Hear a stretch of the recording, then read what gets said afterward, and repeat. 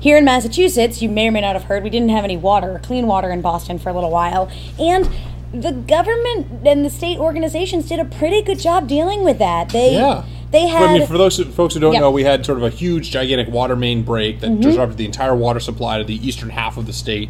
And there was a potential contamination for water going to 2 million homes. Yes. And so you had to boil your water, and they found out about this, and they had to let people know pretty quickly, because you could get things like E. coli if you drank the water. Yeah. And so they did phone calls, emails, text messages, Facebook, you used Twitter.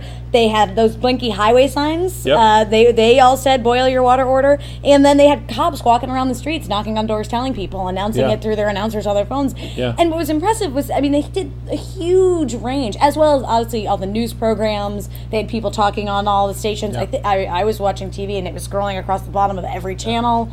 So they did a really good job getting the word out there. They did. A lot of people heard about it really, really quickly. I do need to make fun of you really quick. Me?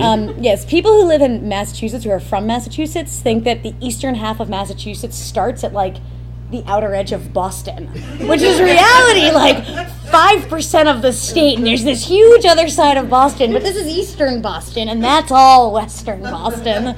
It's such a Massachusetts thing to say. What do you say? The water main break, it was everything inside of 95. That's like a good portion of the state. If you do it by residents, it was 2 million people. That's kind of a lot.